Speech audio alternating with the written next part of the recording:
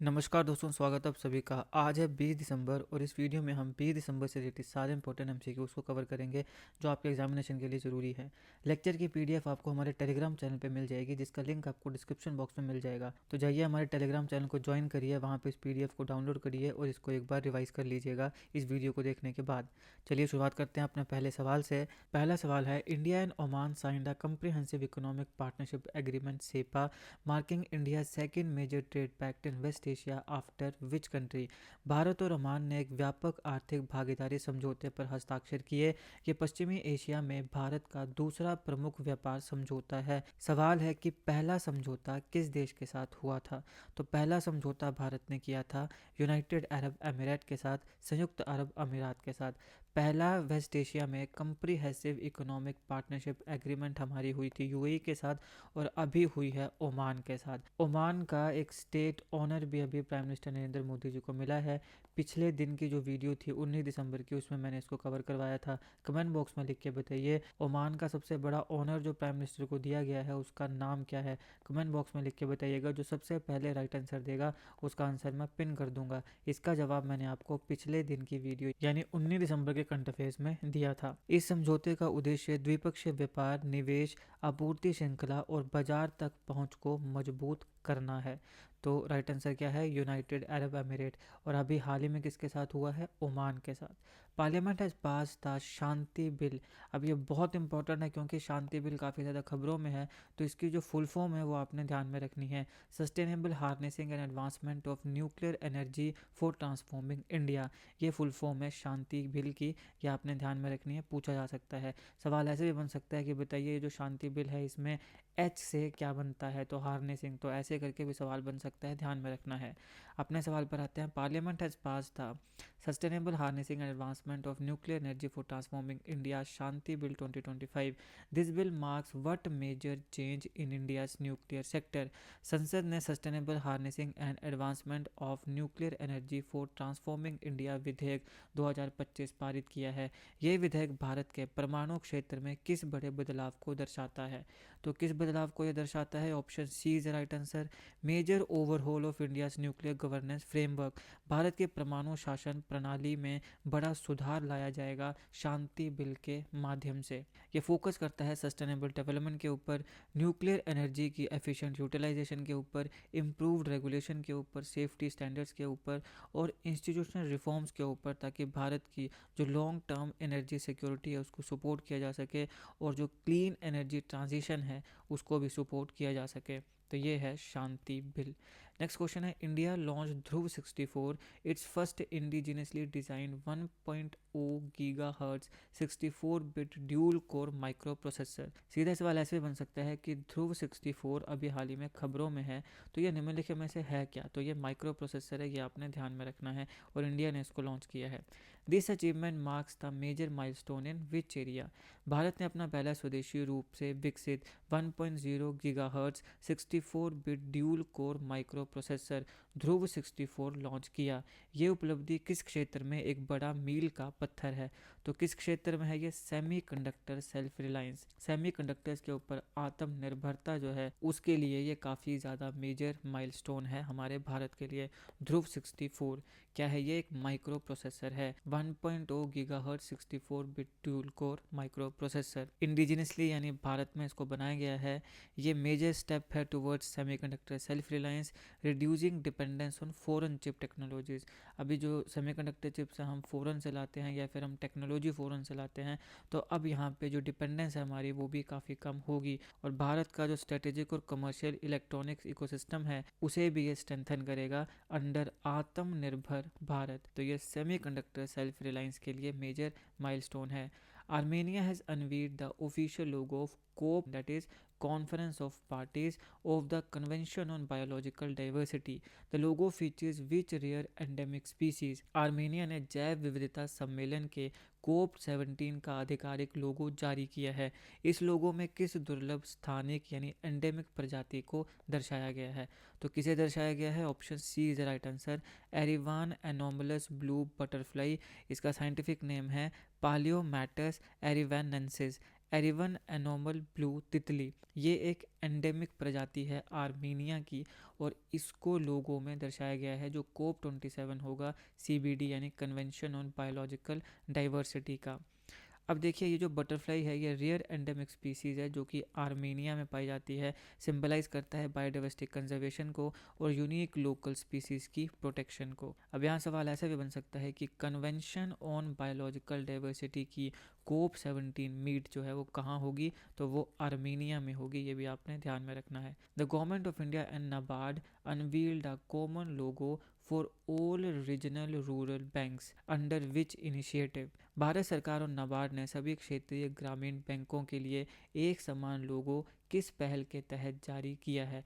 अब सबसे पहले ये ध्यान में रखना है कि जितने भी RRBs हैं यानी कि रीजनल रूरल बैंक्स हैं उन सब का अभी एक ही लोगो होगा, जिसको अभी हाल ही में गवर्नमेंट ऑफ इंडिया और नाबार्ड ने अनवील किया है। सवाल है कि ये किस पहल के तहत जारी किया गया है, तो option B is the right answer, 1 RRB 1 logo, एक RRB और एक लोगो। ये एक पहल है, ये एक इनिशिएटिव है जिसके तहत जितने भी रीजनल रूरल बैंक्स हैं उन सारों के लिए एक ही कॉमन लोगो को अनवील किया गया है गवर्नमेंट ऑफ इंडिया और नाबार्ड के द्वारा। इसका एम ये है कि हम एक यूनिफाइड आइडेंटिटी क्रिएट करें, ब्रांड रिकॉग्निशन को इम्प्रूव करें और जो RRBs हैं उनके ऊपर पब्लिक का, जनता को जो ट्रस्ट है, भरोसा है, उसको स्ट्रेंथन करें। Agentic AI is rapidly gaining traction in the market as businesses adopt it mainly for what purpose? Agentic artificial intelligence बाजार में तेजी से लोकप्रिय हो रही है। व्यवसाय इसे मुख्य रूप से किस उद्देश्य से अपना रहे हैं, तो किसके लिए अपना रहे हैं? Option C, automatic complex workflows with minimal human oversight, न्यूनतम मानवीय हस्तक्षेप के साथ जटिल कार्यवाहों का स्वचालन। तो कुछ ऐसे जो बहुत ही कम्प्लेक्स काम है उनको AI ही हैंडल कर रहा है, ये है एजेंटिक AI। यहाँ पे AI एजेंट्स बनाए जा रहे हैं, तो यहाँ पे बिजनेसेस जो हैं ये इसे अडॉप्ट करते जा रहे हैं। अब देखिए यहाँ पे जो एजेंटिक AI होता है इसका मतलब है ऑटोनोमस गोल ड्रिवन AI एजेंट, जो कि प्लान कर सकता है, डिसाइड कर सकता है और इंडिपेंडेंटली काम कर सकता है स्पेसिफिक ऑब्जेक्टिव को अचीव करने के लिए। तो बिजनेसेस एजेंटिक AI को काफ़ी अडॉप्ट कर रहे हैं कम्प्लेक्स वर्क फ्लोज को ऑटोमेट करने के लिए, ऑपरेशन कॉस्ट को रिड्यूस करने के लिए और एफिशिएंसी को इम्प्रूव करने के लिए। इसके साथ साथ कंटिन्यूस ह्यूमन सुपरविजन की नीड जो है उसे भी यहाँ मिनिमाइज किया जा रहा है। ये है एजेंटिक AI, यहाँ AI एजेंट्स बनाए जाते हैं। नेक्स्ट क्वेश्चन है, Andhra Pradesh has emerge as a strategic focus mainly due to its rich reserves of which resource along its coast line.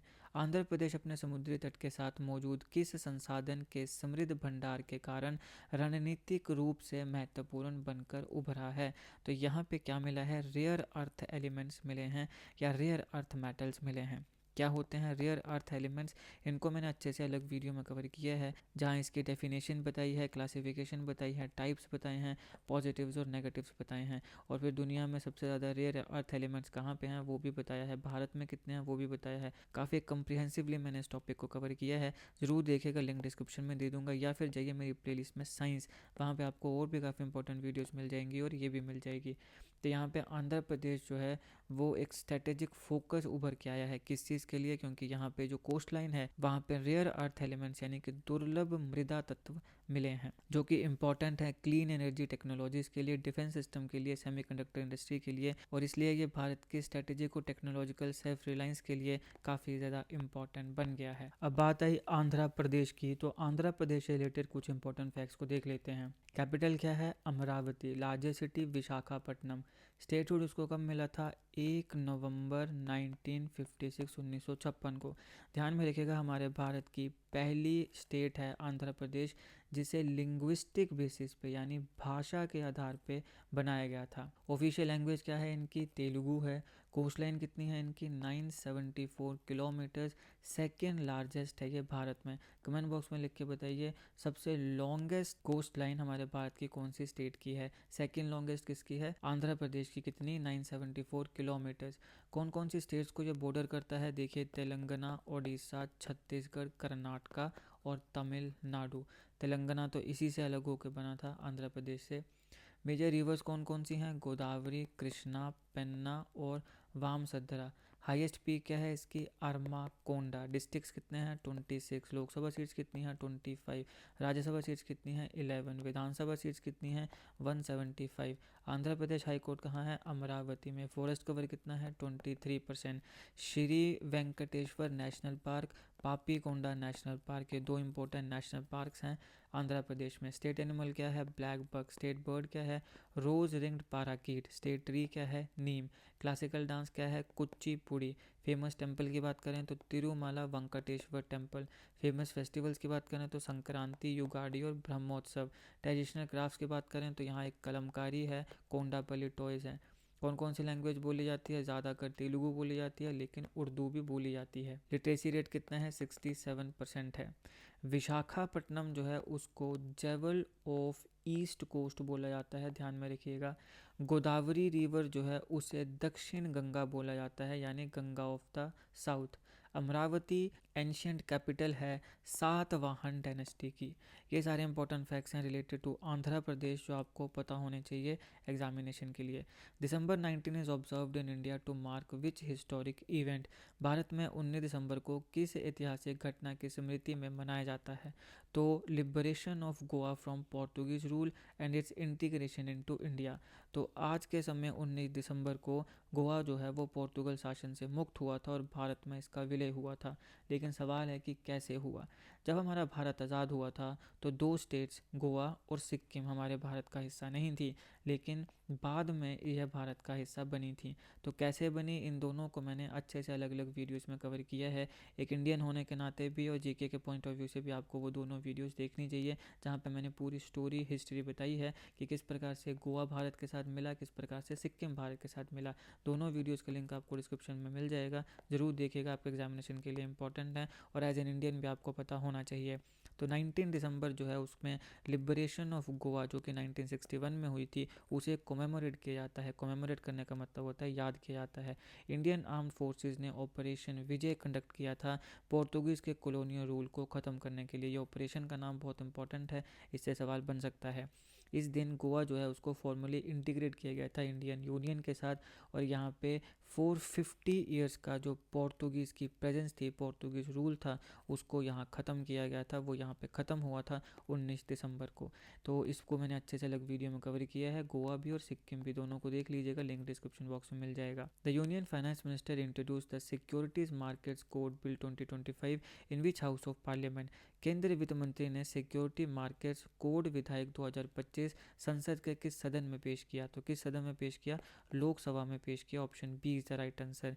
इसका एम क्या है कि इंडिया की जो सिक्योरिटी मार्केट लॉज हैं उन्हें कंसोलिडेट किया जाए, मॉडर्नाइज किया जाए, स्ट्रीमलाइन किया जाए। क्यों, ताकि जो रेगुलेटरी एफिशिएंसी है उसको इम्प्रूव किया जा सके, इन्वेस्टर की प्रोटेक्शन की जा सके, और कैपिटल मार्केट में जो बिजनेस है उसको थोड़ा ईज किया जा सके, ईज ऑफ डूइंग बिजनेस पे काम किया जा सके। बनेरघाटा जू recently welcomed 8 individuals of which species. Bannerghatta चिड़ियाघर ने हाल ही में किस प्रजाति के 8 नए सदस्यों का स्वागत किया है, तो किसका किया है, black capped Capuchin monkey. Black capped Capuchin बंदर जो हैं उनके 8 नए सदस्यों का स्वागत हुआ है बनेरघट्टा चिड़ियाघर में, बनेरघट्टा जू में। अब बात आई बनेरघट्टा जू की, तो ये कहाँ पे है, ये है कर्नाटका में। ध्यान रखिएगा क्योंकि ये खबरों में है तो सवाल बन सकता है। बनेरघट्टा जू कहाँ पे है, कर्नाटका में। कब इस्टेब्लिश हुआ था, 1970 को। ये नेशनल पार्क भी है, बायोलॉजिकल पार्क भी है, जू भी है। बनेरघट्टा नेशनल पार्क एक प्रोटेक्टिव एरिया है under wild life protection act 1972। ये बहुत इंपॉर्टेंट है, ध्यान रखिएगा कि वाइल्ड लाइफ प्रोटेक्शन एक्ट कब आया था, 1972 में आया था। यहाँ पर एक बटरफ्लाई पार्क ओपन हुआ था 2006 में, और ये अपने आप में भारत में पहला इस प्रकार का पार्क है। 1974 में इसको नेशनल पार्क डिक्लेयर कर दिया गया था, और बेंगलुरु से ये मात्र 22 किलोमीटर की दूरी पर पड़ता है। बनेरघट्टा जू याद रखना है, कहाँ पे है, कर्नाटका में। नेक्स्ट क्वेश्चन है, the joint military exercise Desert Cyclone 2 is conducted between India and which country and where did it commence. संयुक्त सैन्य अभ्यास डेजर्ट साइक्लोन 2 भारत और किस देश के बीच आयोजित किया जाता है तथा इसकी शुरुआत कहाँ हुई, तो राइट आंसर क्या है, ऑप्शन सी डेजर्ट साइक्लोन 2। ये भारत और यूएई के बीच में कंडक्ट होता है सैन्य अभ्यास मिलिट्री एक्सरसाइज, और इसकी शुरुआत कहाँ पे हुई है, इसकी शुरुआत हुई है आबू धाबी में, तो option C is the right answer. Aim क्या है? इंटरऑपरेबिलिटी, जॉइंट ऑपरेशनल कैपेबिलिटीज़ और डिफेंस कोऑपरेशन को इन्हेंस करना इंडिया और यूएई की आर्म्ड फोर्सेस के बीच में, पर्टिकुलरली डेजर्ट में और सेमी डेजर्ट कंडीशंस में। CRPF officer Dinesh Khatak has recently conferred which prestigious medal? CRPF अधिकारी दिनेश खटाक को हाल ही में कौन सा प्रतिष्ठित पदक प्रदान किया गया है? तो यहाँ पे union home ministers efficiency medal, केंद्रीय गृह मंत्री दक्षता पदक यहाँ इनको मिला है, दिनेश खटाक को। तो ये हैं दोस्तों 20 दिसंबर से रिलेटेड सारे इंपॉर्टेंट करंट अफेयर्स। लेक्चर की पीडीएफ हमारे टेलीग्राम चैनल पे मिल जाएगी। टेलीग्राम चैनल का लिंक आपको डिस्क्रिप्शन में मिल जाएगा, जाइए उसको ज्वाइन करिए हमारे टेलीग्राम चैनल को, वहाँ पे इस पीडीएफ को डाउनलोड करिए और रिवाइज कर लीजिएगा। वीडियो अच्छी लगी हो तो लाइक करिएगा, शेयर करिएगा। Politics, economy, GK, geography, science, environment, ecology की तमाम वीडियोज़ के लिए एक बार हमारी प्लेलिस्ट को जरूर चेक करिएगा। आप किसी भी एग्जाम की तैयारी कर रहे हो, हमारी प्लेलिस्ट और करंट अफेयर की बाकी वीडियोज़ को देख के आपको काफ़ी हेल्प मिलने वाली है। इसे समय निकाल के हमारे चैनल को जरूर चेक करिएगा। GK, current affair, GK tricks की ऐसी वीडियोज़ के लिए हमारे चैनल को सब्सक्राइब करिएगा, बेल आइकन को जरूर दबा दीजिएगा ताकि किसी भी वीडियो की नोटिफिकेशन आपसे मिस ना हो। आपका बहुत बहुत धन्यवाद।